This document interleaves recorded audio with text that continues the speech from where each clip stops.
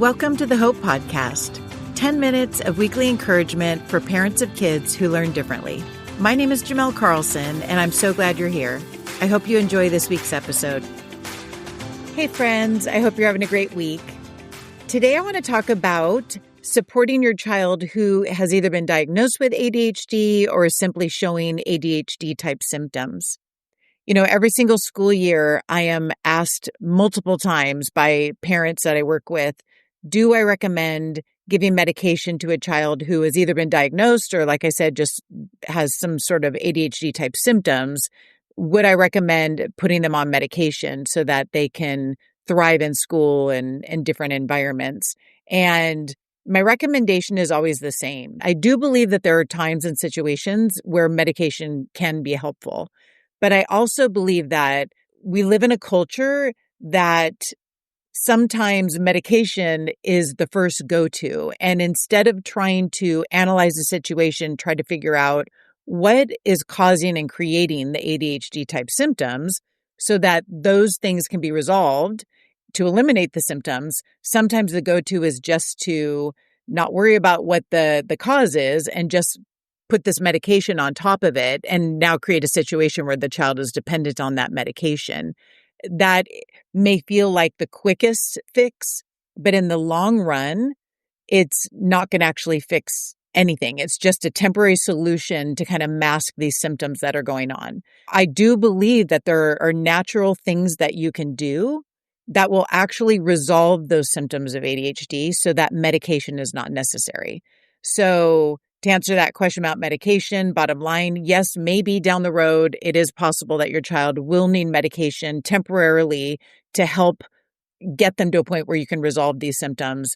But again, I would say try natural remedies before you go to medication. This is the type of thing that is going to help them in the long run. So I have 4 things that I recommend to everybody when it comes to trying to resolve the symptoms of ADHD before you consider medication. The first one is looking at how well your child is sleeping. Sleep is so huge when it comes to our brain function. It is very, very important. One of the main ages that children are being diagnosed with ADHD is in the teen years. And it's often during the teen years when our children are getting the worst sleep. During the teen years, our kids seem to think that they can live on 5-6 hours of sleep every night and that their brains are going to function well. And they insist to us that they're fine. But the reality is, when your child is a teenager, they go into a time period where they need more sleep than they even did during their earlier childhood periods. It's almost like they go back to the years of that toddler years. Their brain is growing and developing at such a rapid pace that their brain needs rest and sleep, and it needs downtime. When you are sleeping, your brain is balancing and regulating, and it is also going through a detox process. There are toxins that build up in our brain during our wakeful time. And when we are sleeping, our brain goes through a period of detoxification that is flushing out those toxins that gather up in our brain. So if your child is only getting 5-6 hours of sleep, their brain is not detoxing the way that it really needs to. So if your child is talking about having ADHD type symptoms or having brain fog and that type of thing, number one, look at the sleep that they're getting. They really need to be getting 8 to 10 hours of sleep. That is ideal for children. It just is. The second thing that I would look at is, are they exercising? In addition to sleeping, I talked about our brain going through that detox process while you're sleeping. There is something that happens to our brains as well when we exercise and when we sweat. And by exercise, I don't mean like riding an electric bike or just kind of walking around or something. Those things are fun and can be good in your life. But true exercise, I'm talking about 20 to 30 minutes a day of sweat, of getting your heart rate up. What's going on when you're exercising is that you're getting more oxygen to your brain. You are sweating out those toxins. So that detoxification that's going on when you're sleeping, those toxins need to actually get out of your body. There's a connection, with all the different processes that we go through, sleep, eat, exercise, and all that. And after that good sleep, Your body then, if you are sweating out those toxins, you're getting it out of your system. And then on top of that, when you're exercising, you are producing chemicals in your brain that are basically like antidepressants. The chemicals that are producing when you exercise impact your mood and your behavior. So this is really critically important for kids who especially are exhibiting ADHD type symptoms. They really need the exercise so that they can help regulate that mood and behavior. So number one, sleep.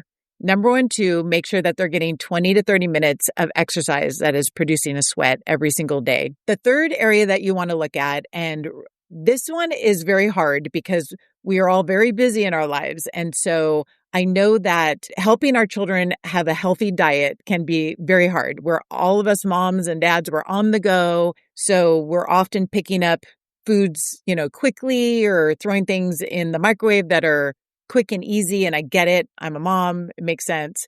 But what you really need to understand is that our diet greatly impacts our brain.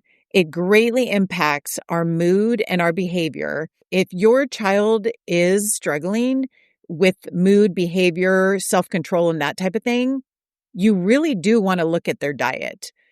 Ideally, a well-balanced diet that is low in sugar, low in unhealthy carbs is going to help your child's brain be balanced. It's going to help your child produce chemicals again, similar to exercise, where it's going to produce chemicals in their brain that helps them focus, feel calm, be in a good mood. If your child is having sugar and high carbs, it is going to impact their energy level, and it is especially going to impact their mood. So if you're seeing mood swings, if you're seeing them tired at sometimes or super high energy when it's times that they shouldn't be having that energy, you definitely want to look at how are you fueling their bodies? What is being put into their bodies? If when they leave to go to school, what they're eating right before they head out to school is something high in carbs and sugar, it would be very difficult for any child to focus well. But if you are in the mornings giving them things like eggs and bacon or eggs and sausage with some healthy fruit, then it's going to be much more likely that they're going to have sustained energy, that they're not going to have a crash in their energy, and that they're going to be able to have more self-control. And then the same whatever you're packing in their lunches. And even if you eat well in the morning, if right before bed they're eating like a huge bowl of ice cream or lots of sugar, that is going to impact their brain function. So having occasional treats, I'm all for it. I recommend it.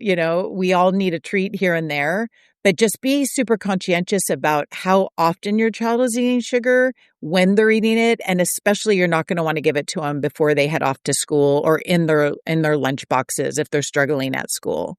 You want to give them, again, a well-balanced diet, high in protein, healthy carbs, things like sweet potatoes or healthy grains and beans and that type of thing, and then fruit.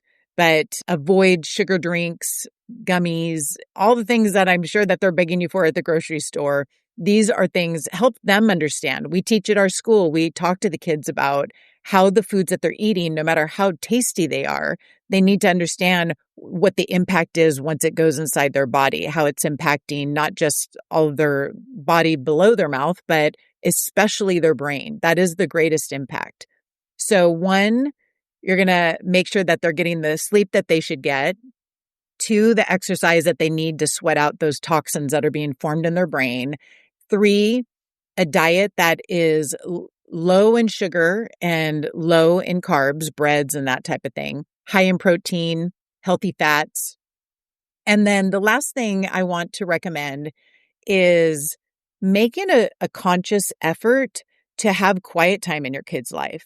We live in a culture that is incredibly overstimulating for all of us.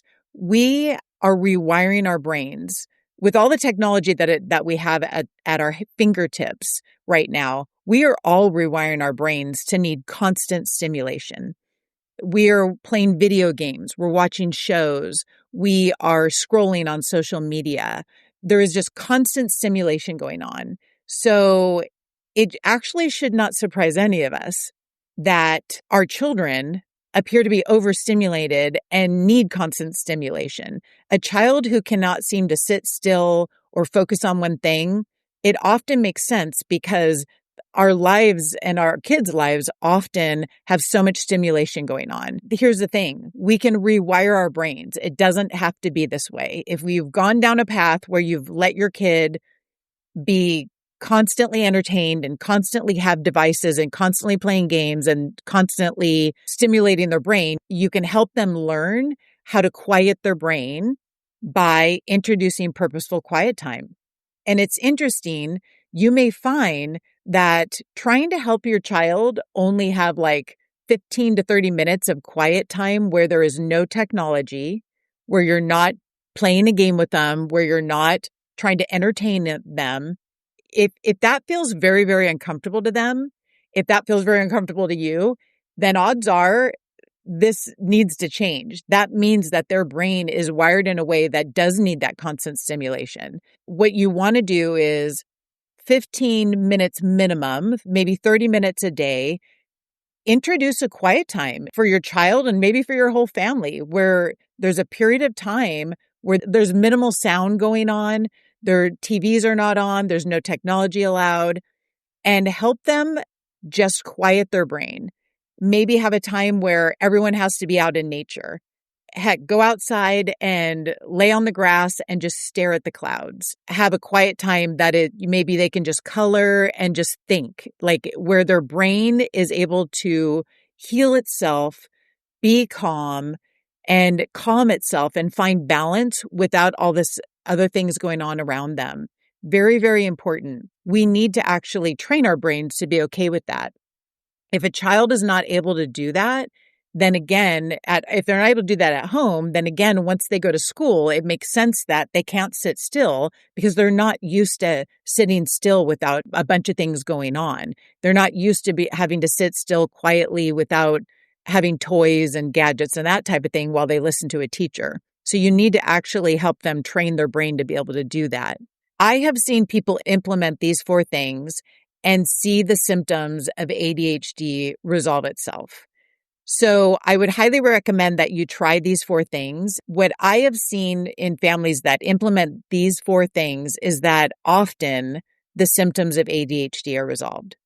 So give those things a try. For you parents, if your child is struggling with the symptoms of ADHD, I know how hard and challenging that can be. That means that you're probably feeling exhausted at times. And so I just want to encourage you to offer yourself some grace and know that you're not alone in this journey and you're doing a great job. I hope that you have a great week and I can't wait to talk to you next week. Thank you again for listening to the Hope Podcast. If you'd like to connect with me or offer suggestions for topics you'd like covered in future episodes, you can visit me on Instagram at Jimelle Carlson.